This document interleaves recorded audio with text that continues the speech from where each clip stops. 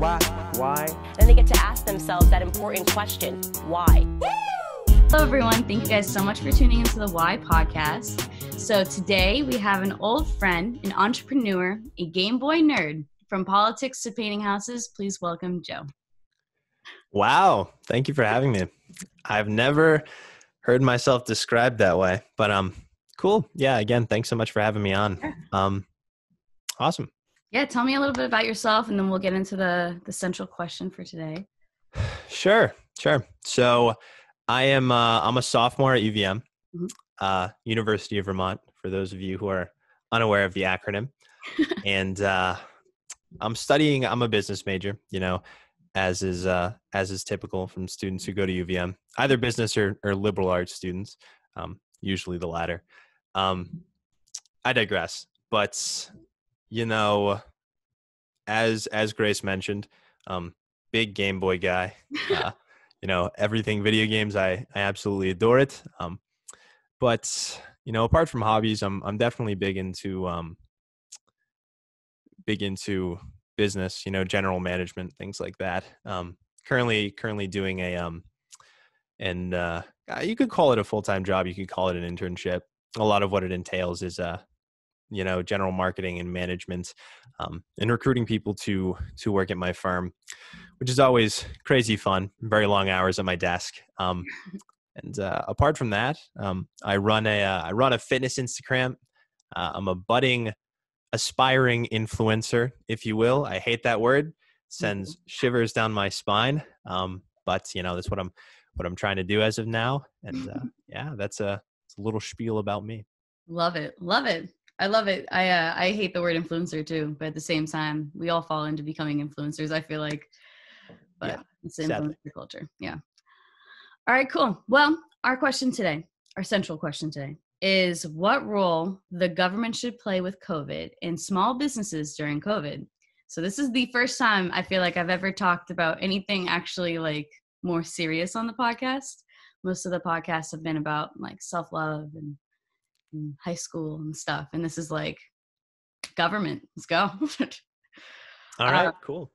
Yeah, I guess we'll start off by just answering that question. What role do you think the government should have played? And then we'll just go naturally. Certainly. So I'll kind of, I'll start back in March. I mean, because, that's kind of where everyone was introduced to this thing. Obviously at first there's a whole lot of fear, and that's natural. It stems from, the uncertainty of all of this. In the early stages and even up through June or July in the first couple months, and I'd say this is kind of applicable to any pandemic, any health crisis, or any like emergency crisis, because I think the role of government across, this is more applicable to health crises, but I think across any emergency that a country faces, when it comes to the way things happen in the beginning, going back to what I said, there was, a whole lot of fear, a whole lot of uncertainty. That stemmed from kind of our lack of knowledge and understanding when it came to the virus. So, it made sense for the government to take a larger role in all of this and, sort of having these temporary mandates. We all remember 15 days to slow the spread and other things like that. So in the early phases, a lot of that makes sense, like I said, because, when it comes to a general populace, especially with an emergency of that nature, it's important to have, or at least temporarily levy some form of control over your citizens to make sure that this doesn't get any worse than, it should. As the months dragged on, we began to learn a lot more about the virus, how it spread, and we had a lot more information on it. And we began to learn that lockdowns weren't necessarily the best method of prevention. Nevertheless, that vice grip sort of on America and her people continued up until today. You still have states like Mass, obviously, California, New York, having some of the most stringent lockdowns. But what you'll also see at kind of a commensurate level is that it hasn't helped when it comes to not only cases, deaths. So you begin to wonder, and this comes this comes back to the central question of like, what role should the government play in lockdowns? In the initial phases, like I said, when we really have no idea what this thing is or what to do with it, certainly some temporary measures like that make sense.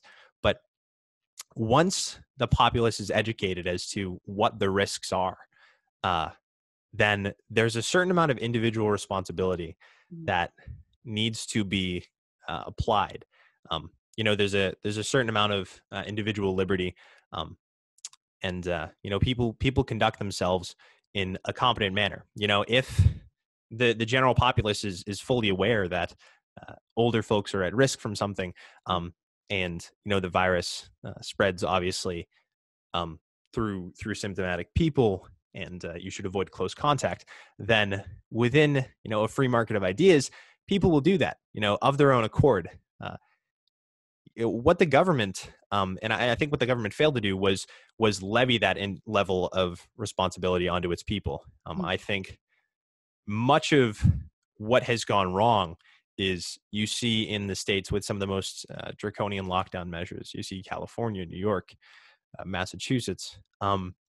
When it comes to deaths and caseloads, California and New York are some of the worst examples of deaths per million. So you begin to wonder, what are these lockdowns doing in essence? And my general view is that at the end of the day, there's a certain level of individual responsibility that needs to be applied to not only people, but the businesses that are run by the people within a country. And it is my view that people will conduct themselves in the most safe way possible, given all of the facts that they know about this crisis or any other crisis that were to face a country. I love that. Yeah. Very interesting perspective. I feel like, how do you feel about, so do you think we need to stop lockdown? What do you think about that? Because like you said, it made sense in the beginning, but obviously a lot has changed. Sorry. For sure. I'm all for social distancing and wearing masks, things of that nature. Obviously, slowing the spread is the goal. From the beginning, it's to not overwhelm the healthcare system. So from my point of view, doing those things is the most competent thing you can do. Making sure that you're not only keeping yourself safe, but you're also keeping everybody else safe, especially those who are vulnerable and at risk. I know I have family members, my friends have family members, and I think everybody knows someone who is at risk from this virus.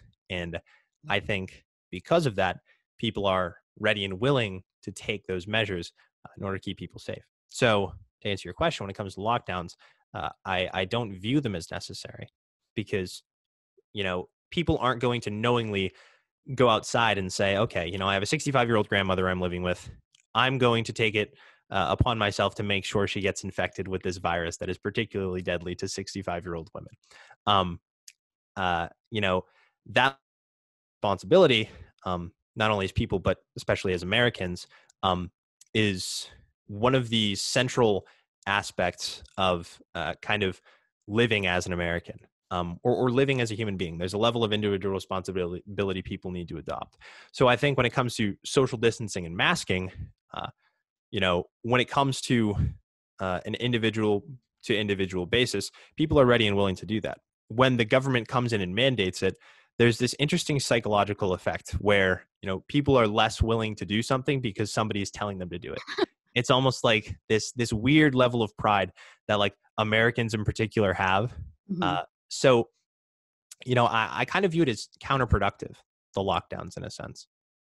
That's such a funny way of putting it. That's so true. I hate being told what to do. So I get that. Yeah. Do you think that the government's overstepped their boundaries, maybe is the right way of saying that? They have too much of a role in what's going on with coronavirus? I think it should be up to, obviously we live in a free market. Right. This is the United States of America. I think when it comes to, and you're a business person, so you can also talk about this a little bit if you'd like. And this is your show, so you can go on about it too. I like listening to you talk. It's good. Cool. Okay. So I'll continue then. When it comes to kind of a free market of ideas, the ebb and flow tends to move towards the people who are most successful at doing whatever given thing. So, whether or not a business is safe and safe to operate, people will gravitate towards that business. If there were two comparable, to give you an example, there were two comparable businesses in a town, one supermarket and another supermarket, and basically on all levels, they were constant. So they sold the same products, they had relatively the same quality, and one, mandated masking, mandated social distancing. They had plexiglass set up, all of the things like that. And you had another supermarket where, people were allowed to go in and come out as they please.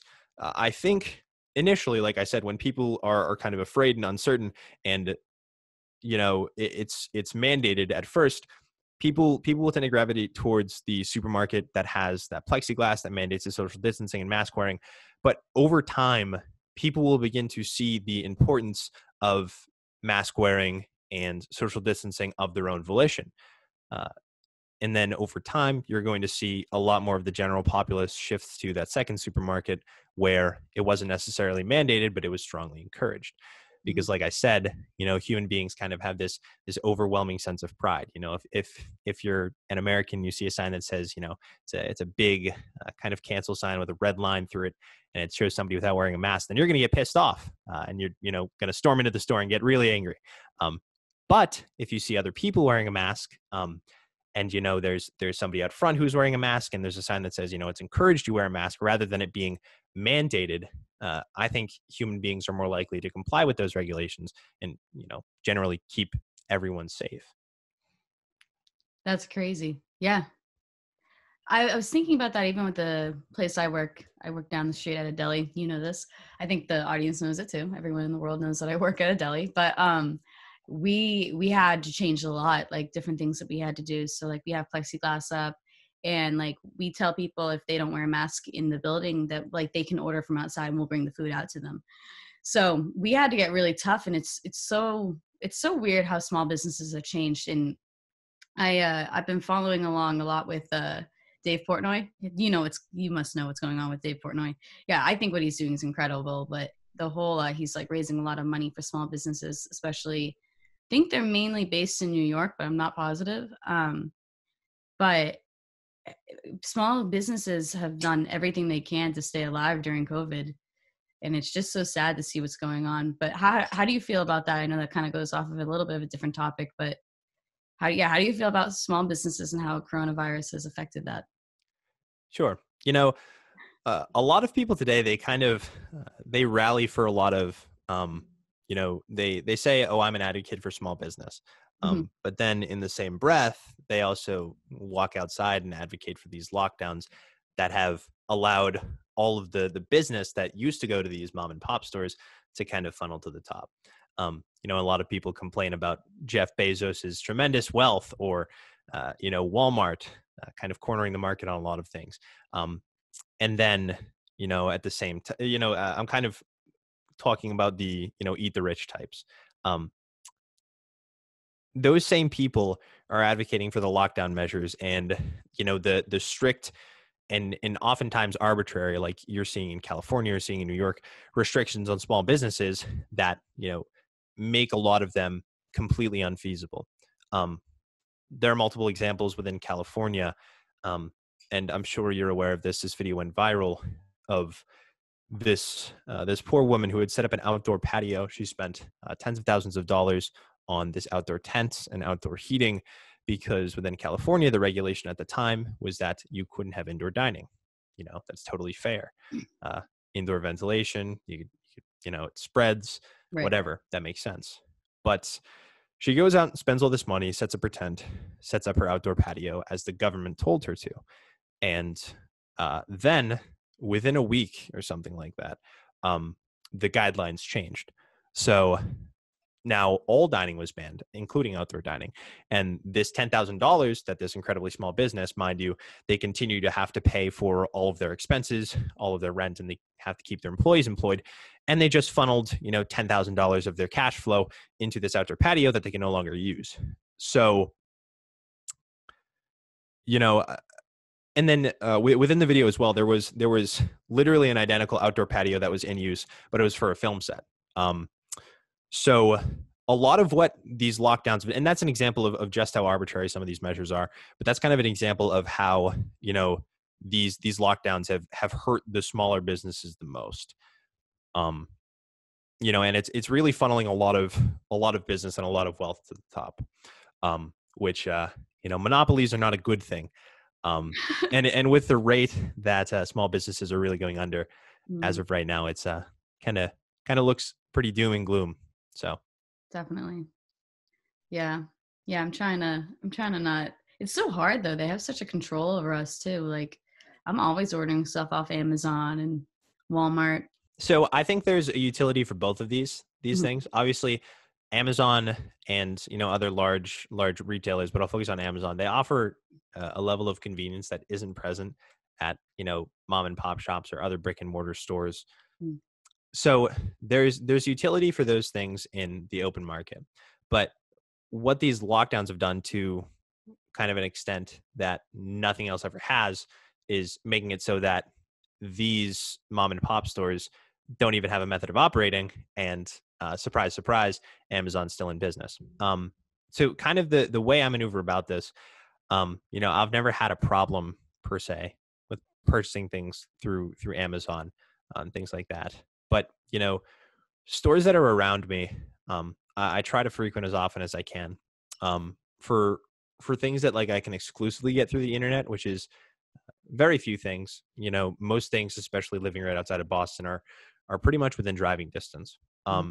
So, I try to visit as many in-person retailers as I can, but the problem is not a lot of people have that luxury.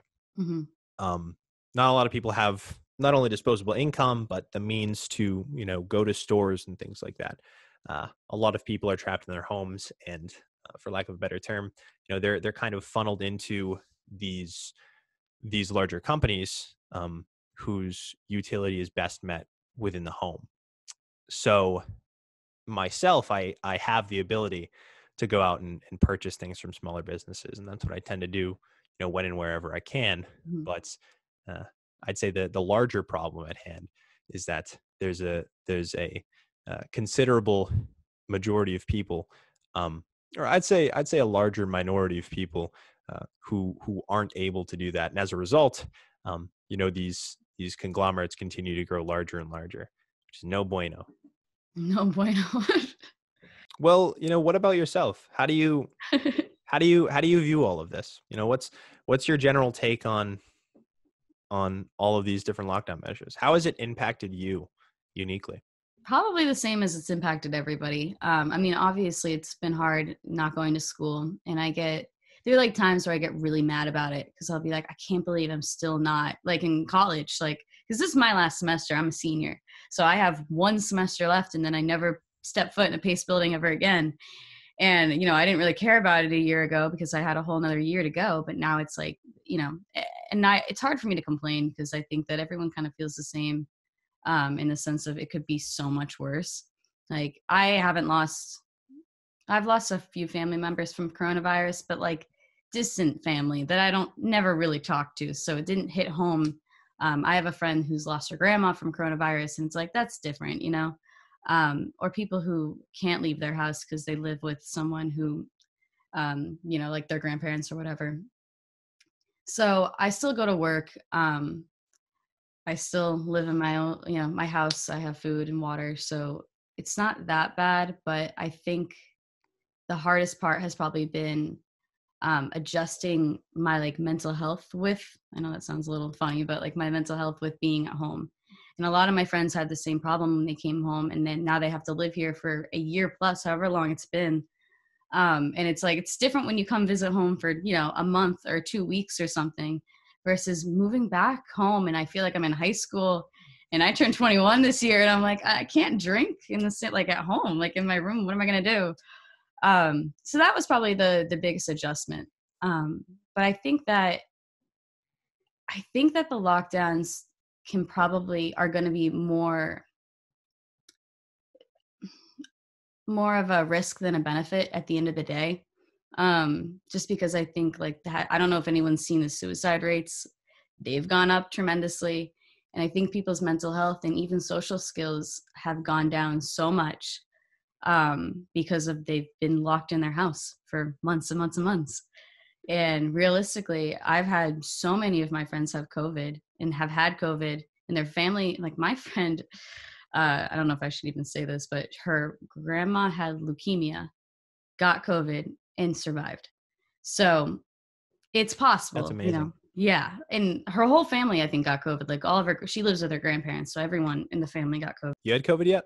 I don't know. I've never gotten tested. So I don't think I've had COVID, but I also never been tested. Yeah, I know. Maybe that's controversial, but I don't know. I've barely left my little town. I go to work and I come back. No, but I don't know. I feel like I must have had COVID by now, because I lived in New York. You probably know this too, but there were signs of COVID being in the U.S. in like November and December of last year. Right? Yeah. Something like that. And so I was in New York City on the subway, swapping spit with people. Like, there's no way that I wasn't getting COVID at that point. And my roommate and I had actually gotten really sick at one point, but we thought it was mold in our dorm, which there was mold in our dorm, but we don't know what it was. Have you gotten COVID yet? I don't think so. I surprisingly don't think I have. Yeah. One of the crazy, I mean, obviously, the job I work now, Mm-hmm. or over the summer, I had like a lot of human to human interaction.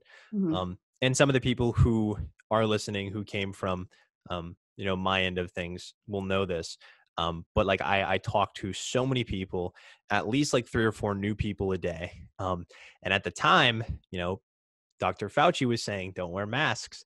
So at the time I was interacting with like 70-year-olds, and we were standing 6 feet away from each other. We were being competent about it. Mm-hmm. But at the same time, who the hell knows really? It's kind of crazy that I haven't had it, because, my parents are kind of older as well. So Mm-hmm. there's a certain risk level that's, posed to them. But one of the craziest things is that I was at a, house party. I apologize for those listening that are, lockdown purists, but, if anybody is listening who is, they probably clicked off by now. But I was at a house party in Maine. We had like 30, 40 people. Crazy. And this one kid, he came relatively late to the party, while everyone was kind of off doing their own thing. And I actually slept like 2 feet away from this kid. Like we were in the same room together, and I slept like a couple feet away on the same floor. So it was that kind of party, and passed out 2 days later, after I'd interacted with all of my family members and everything. He got tested, and he tested positive for COVID. It's pretty cool. That must have been terrifying. Yeah, it was very unfortunate. Oh my God. Because by that point, if I had it, the damage had already been done. Yeah. But thankfully, the thing was, by the time I got into the room, he was asleep. So like we didn't have any swap and spit interactions, which was cool. So, I tested negative, thank God. And then, we've had a couple scares here and there, but really just the flu, family members testing negative. But, it's interesting. It's certainly an interesting thing. I mean, you brought up kind of the suicide rates. An interesting stat was that in October, more people died of suicide in Japan than their entire COVID deaths since March. Yeah. So, people listening can Google that. I'm like almost 100% sure that's correct. But again, I'm talking on my ass pretty much. But that's kind of a statistic that's, burned into my head. There is a serious mental health crisis going on in America. And, I, for the longest time, I thought I had, a mental health issues. But I don't. Like a lot of people are really plagued with all of this. The typical way I kind of maneuver around my anxiety, and whenever I'm feeling down, is just, doing shit, going out and creating something. But, it's really awful for a lot of people. And, being trapped inside of your 4 walls doesn't really help, especially when you're in a situation like that.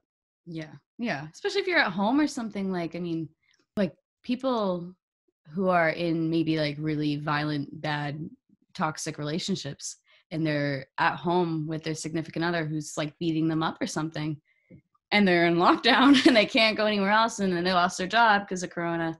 Like, those people are stuck, and that's wicked scary too. I don't know. I think it took a toll on everyone's mental health a lot. Yeah. It's all about how we bounce back, though. No, most definitely. I mean, you brought up domestic abuse. I saw another stat that played into that. That's kind of skyrocketed as well, and a lot of other horrible things.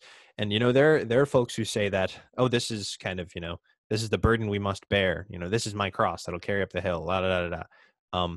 But at the end of the day, there's a certain level of risk you assume when you do anything. Mm-hmm. For my age group, there's a 99.97% survival rate.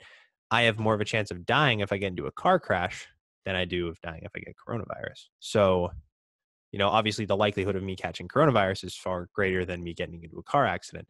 But there's some perspective there because everything you do as a free citizen has a certain level of risk. And I think that's something a lot of people have either been conditioned to not consider or just haven't considered outright. That whatever you do and wherever you do it, there's a chance that something absolutely terrible could happen in more ways than somebody may think. So, obviously remaining safe and keeping others around you safe is a moral obligation. But by the same token, the sort of alarmists who kind of, chastise those who want to be individuals, under these sort of lockdown measures. I think that's something that they fail to consider. Mm-hmm. I think everyone didn't want to believe that coronavirus was happening when it first happened. At least my network of people, even my friends who are like on lockdown now, we were all talking about it. Like, I remember being on the phone with my parents right after I took a midterm that I ended up bombing, but that's okay. And I know exactly where I was. I was right next to my dorm building outside. And my mom was like, we're picking you up tomorrow and you're going home. And I was like, Mom, it's not that bad. It's not that deep. We're going to be fine. Coronavirus isn't real. Like, it probably didn't even like spread here. You were a tinfoil hat person? Well, I had to be. I was like, I'm not about to like mess up my life. Like, I had no idea what was happening. No one did though. No, exactly. Just a little aside, uprooting your life. And I guess that's definitely a natural reaction to all this. I think it's a reaction everybody had. You don't want to believe that something of this magnitude is happening to you because nothing bad could happen to you. You're player number one. So yeah, it's definitely a natural reaction, but continue. No, that's exactly what it was. It was just like, no way this is actually going to be that big and that bad. And then, 3 months later, I'm laying in my bed from, my high school bed, looking at my TV, thinking to myself, oh my God, I can't believe I'm back home in months. My best friend and I I talk about this in a different podcast too, but we used to go for walks, social distance walks, like all through March, probably April, May, June, maybe even July. We just walked like a lot. And we would meet at a middle school and we would walk in circles. Her brother joined a couple times too. And we would just social distance walk for like 8 hours a day because there's nothing else to do. And her and I are big planners. So it was probably what saved me through coronavirus was just like, we were like, all right, we're going to get fit. We're going to do this. We're going to do that. I'm going to redesign my Instagram. Like we just went through it and none of them I ended up really following through with, but we like tried to make it a self-improvement like time. And I think it ended up working out for both of us that way, that we like ended up trying to improve ourselves through coronavirus. But her and I would always say, this is going to be over by April. Like, it doesn't even matter. Like, we're going to be done by April. For whatever time, for whatever reason, was like the month we thought it was going to be over. So it's so scary to look at it now and think like, wow, you're so wrong. Like, so off. Yeah. Yeah. No, I definitely relate to the aspect of saying, oh, it's going to be over by this time. I mean, obviously all of us were told and subsequently lied to that it would be 15 days to slow the spread. Pretty cool. Here we are, nearly 365 days later. Pretty cool. Right around 310, 311 days. I don't know. You counting? 300 something days to slow the spread. Pretty cool. So, it's kind of an interesting progression of things because, initially it was slow the spread so you don't overwhelm the healthcare systems. And then, it became prevent the spread So, stay in your home, batten down the hatches, don't do anything. In China, they were obviously welding doors shut and, committing human rights violations. And other countries like Australia and New Zealand were doing similar things, having to arm guards patrolling the streets and making sure nobody goes outside. But that's I kind of didn't been a know they were little, doing all that. yeah, pretty banana stuff. And then now it's, find the vaccine. And now that we found the vaccine, it's now we need to continue doing these measures until after everybody's vaccinated too. It's kind of an interesting way that humans have developed throughout this whole cycle, because we're kind of being trained to view each other as big bags of germs as opposed to human beings. Mm-hmm. And I was wondering your take on that. I'm wondering if you've kind of been noticing anything like that. Yeah. I mean, I've always kind of, my opinions are probably a little different now because I'm home in Massachusetts, but when I was in New York, I think I totally, before coronavirus, saw people as big bags of germs. But to be fair, they were. I think that comes with living in New York City. Yeah. To be fair, I had hand sanitizer on deck always, but I was taking the subway, and I mean, people are gross in New York, so I saw it like that for sure. But with coronavirus, yeah, I totally think that I'm conditioned to think that people are big bags of germs. And I try not to think about it too much because truthfully, we could get anything from anyone. You know what I mean? Like, I could get the flu from someone or a common cold. Maybe not. I don't know. That's not. I mean, we have seen that, like some of the contributing factors to the severity of your condition are like, your weight, just any physical ailment, any physical strain. I have a cousin who has, oh God, what type of diabetes does he have? He has diabetes. I'm sorry, Matt, if you're listening to this. But he has diabetes. So obviously, he's more at risk. Folks with underlying health conditions are more at risk. And a lot of that comes down to your health. And we've heard virtually nothing about how to improve your health over the course of this. You'd think, I find the most ironic example of a health minister. I think it's, excuse me if there's no swearing on your podcast. But I think I think it's the Belgian Minister of Health. She's like morbidly obese, something like that. But there's this tremendous irony in that, like in America, like the most obese, I think, per capita country, across the world, and that could be wrong. There could be a couple of them, but America is certainly up there. We've heard almost nothing of improving your health and improving your immune system. And, who are the people who generally have this when they get the virus, who takes it the best? People who have, strong immune systems, younger people who are in better health. Yet there has been no talk and no mainstream discussion of ways to improve your immune system or just like general support for your, health. Mm-hmm. Yeah, no, it's a great point. I thought it was really funny when they were, I don't really know if I'm pro keeping the gyms open, but this is just, it goes on what you were saying, that isn't it funny that they were trying to shut down the gyms too? But isn't that one of the things that could help prevent? You're shutting down the gyms, and some of the only restaurants you can keep open are the McDonald's and the Burger Kings. Yeah. Without context, that seems fucking insane during a health crisis, Yeah. Yeah.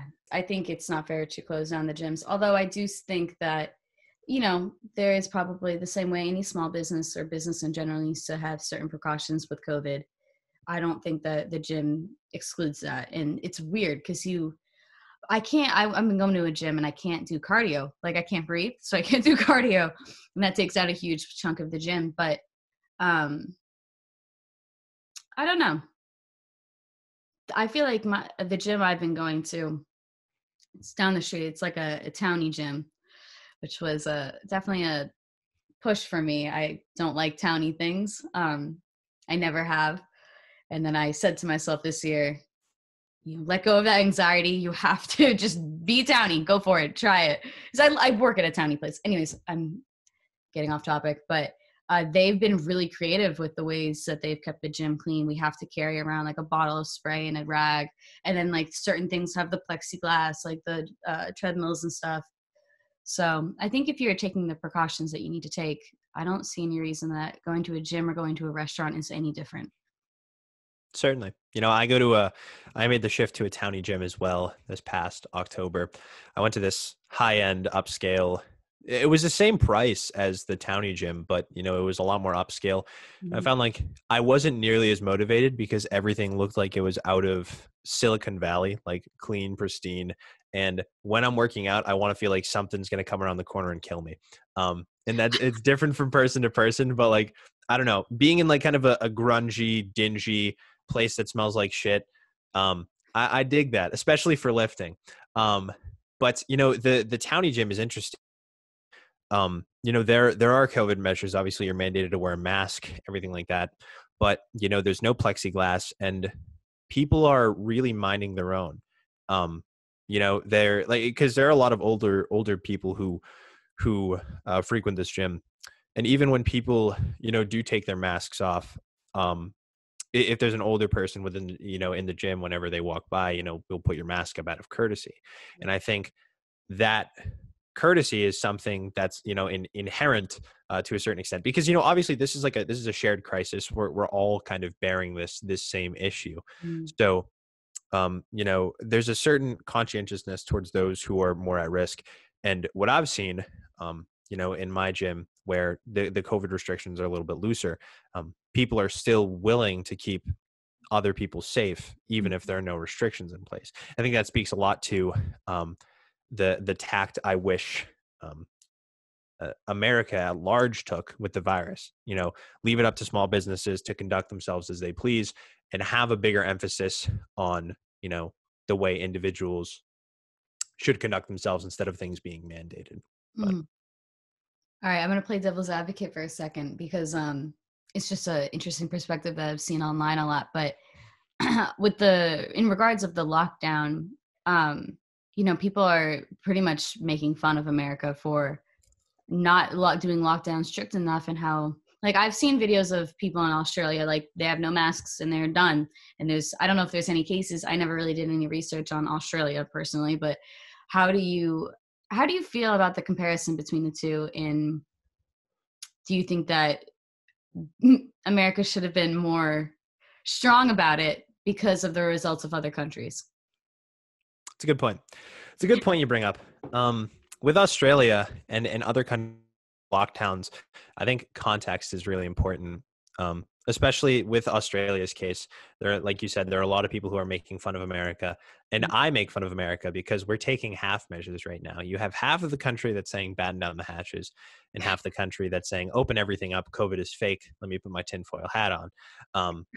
But with Australia and New Zealand in particular, I follow a lot of fighters who are out of there. I'm big into MMA. I follow a couple of other, influencer types who are out of Australia. And the lockdowns really take a toll, not only on mental health, but also the smaller businesses like we talked about. And I think a lot of what it comes down to is you need to extrapolate out the pros and cons of, shuttering everything, throwing everything into disarray for 15 days for the sake of, or, for months on end, for the sake of ensuring that nobody dies of this virus, which ultimately is something that can't be achieved. Even in places like China, where they were welding people's doors shut, and, ripping people out of their homes, and even in Canada, where they have less freedoms, they're tearing people out of their homes, even if there are like 6 family members, for example, and they take 2 of them out of the house and throw them in jail because the limit to a household is 4 or something like that. There are a lot of things like that need to be taken into consideration when it comes to lockdown measures. And I think, as if you take a holistic view on things, in my purview, lockdowns do more harm than good in that sense. That being said, to answer your question, again, I did a bit of a ring around the rosy when it came to actually getting to the question. I'm bad at answering questions, so I get it. But I think America should have taken a more open stance when it came to COVID. I think in the early phases, lockdowns are completely justified. We don't know what this thing is. China gave very minimal information when it came to what they knew about the virus. They had it for longer than us. Beforehand, again, we had very minimal information from them. So, after we had figured out, okay, here's how it spreads, here are the people who are at risk. Let's keep the people who are at risk safe. let everybody know how it spreads, make sure everybody's informed, and then allow the free market to go out and make their own decisions. That's the most effective tact I think America could have taken in all of this. No, certainly, especially something that's not as, this thing spreads like freaking wildfire. I'll give it that. That's one of the primary dangers. But by the same token, there's and there's high mortality for those who get it who are at risk, but also those who are under 25 with no underlying conditions. It's 99.97% of survival. So it's another thing to consider. But I mean, this is super unprecedented. Obviously, we've never lived through anything like this. I mean, we live through other tragedies, but certainly not something like this. It's very interesting. It is. I wonder how it's going to affect everybody long term too.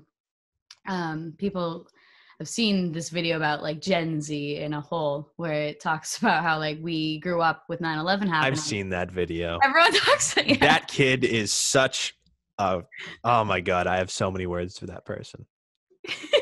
I don't really even know the whole video, but I just think he definitely talks about us highly. Like we're going to be so smart and well-rounded. And I don't know if that's necessarily true, but yeah. But it's interesting to think about the things but I mean, in the same breath, I guess people who are old, like my grandparents and stuff, or when my great grandmother was alive, I mean, they were through the Depression, the Great Depression, and like other. Yeah. I think it's a bit pompous to say, I've lived through more tragedy than my grandfather who stormed the beaches of Normandy. I think that's kind of, I think you're coming from an interesting perspective, if that's your take, but I can certainly understand it, especially today. Both of my grandfathers were there on D-Day. Oh, really? Yeah. Pretty bananas. They were different beaches, but yeah.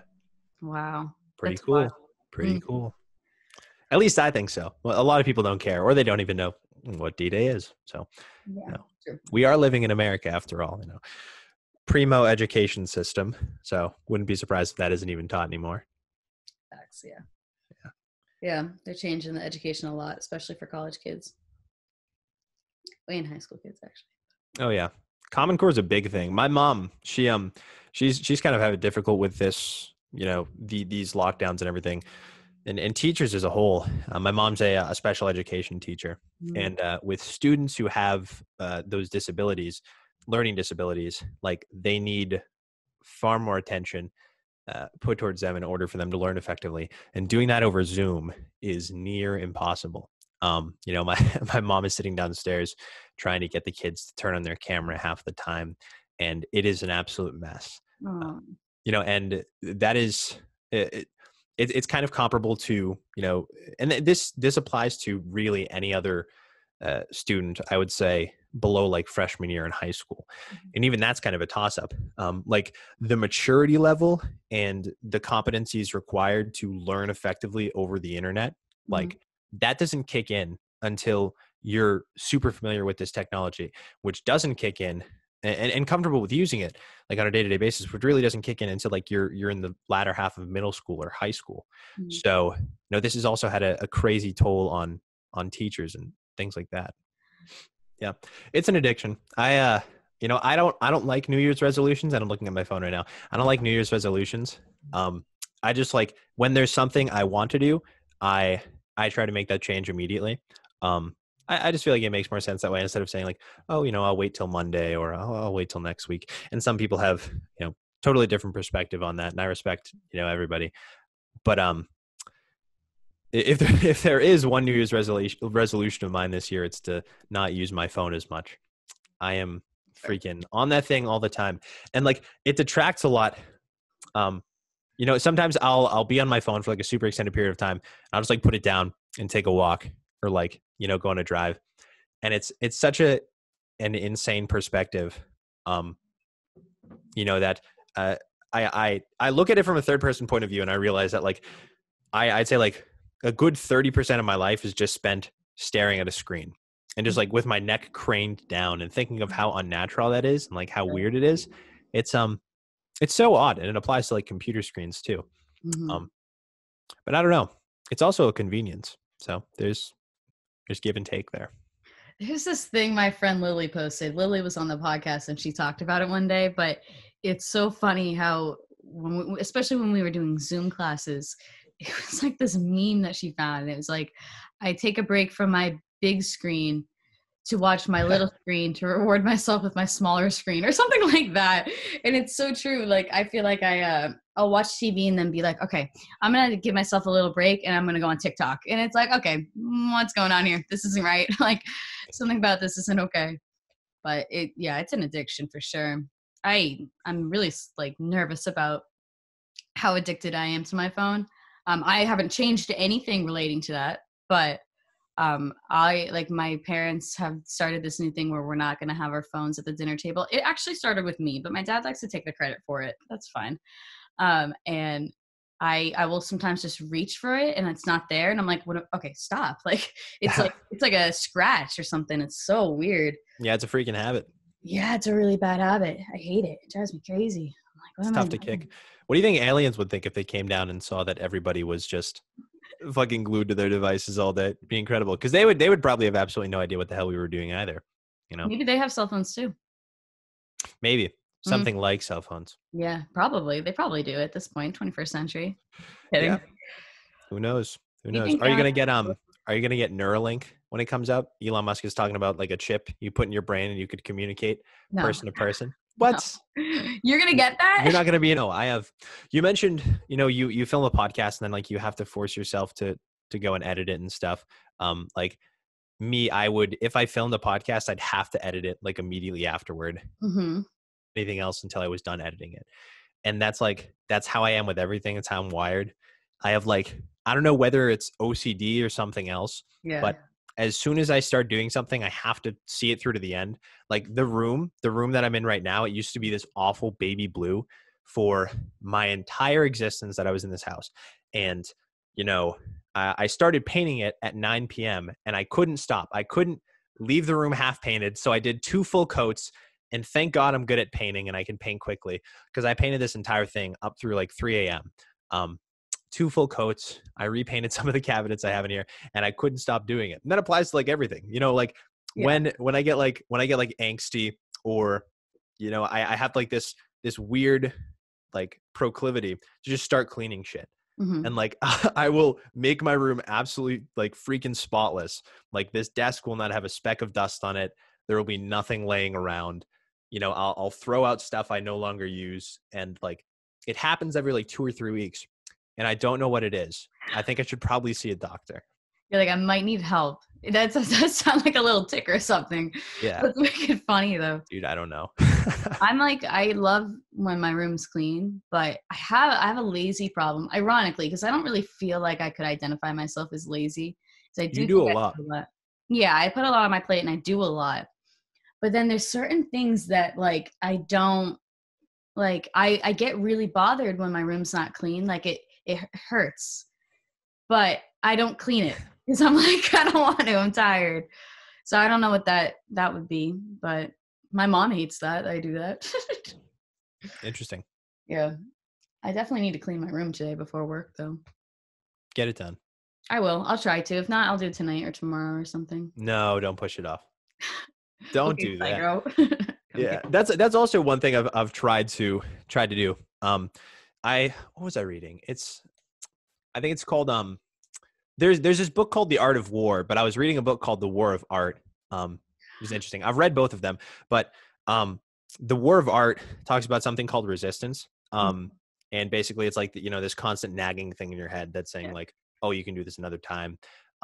Or like there's something preventing you from jumping into the deep end. And like one of the things the book talks about is just whenever you encounter resistance, that means you have to do something. So like whenever I'm absolutely terrified of something, I know it's something I have to do. Whenever for example, getting up in the morning, whenever like I wake up and I'm like, oh, I'm still tired. And then I remember like, that's not actually me. It's the little nagging thing in the back of my head that's saying, oh, you should stay in bed. So I'm like, all right. And then I force myself to get up and go do certain things. It's something I've been trying recently. Just like it's a concept called resistance, that little nagging thing prevents you from doing shit. But the book sounds good. Do you read a lot? I try to. I'm more of an audiobook guy. I'm huge into Audible. I have an Amazon Echo behind me. Use that pretty frequently. Yeah, no, I try to listen to books or read books whenever and wherever I can. Mm-hmm. It's another thing I've been trying to do for, bit of like almost a year now, actually. I've read some good shit. I really love autobiographies. I've read like autobiographies of CEOs, things like that. And I read like a lot of generic businessy books. Just because like there's something like that I can spend my time doing and I know what I'm getting.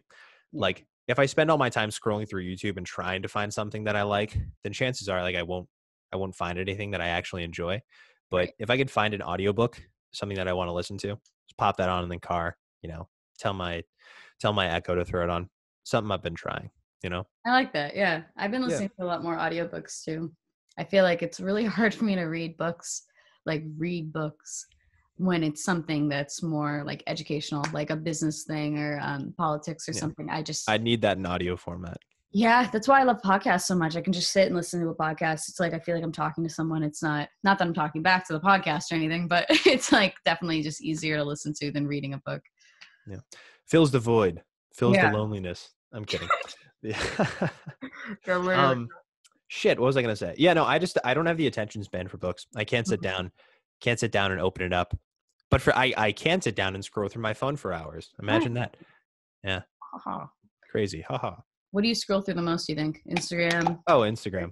110%. I barely spend any time on Snapchat. I barely do. I used to care so like I was, I carried that middle school mentality of giving a shit about keeping your streaks with everybody for the longest time. And I carried that into like freshman year of high school. And then I was like, ew. And then I stopped doing that. And I waned off of it a lot. And then I took that stupid Snapchat addiction and now it's funneled into Instagram and that hasn't really let up. And I've always been also, really big into YouTube, scrolling mindlessly through YouTube, watching shit. YouTube takes up a lot of my time. Takes up a lot of everyone's time. Thank you so much for being on the podcast. I really appreciate it. It was really fun to talk to you. Always good to bring different perspectives, opinions, people on the podcast. So I always like doing that. And I'd love to have you on again. Yeah. Awesome. Yeah. Thank you so much for having me. It was a great time. Thank you so much for listening to the Why Podcast. Make sure to follow us on Instagram at why.official.podcast. If you're interested in being in the next show, hit the link in the bio. Tune in next week for another episode of the Why Podcast. And as always, stay curious. Bye, guys.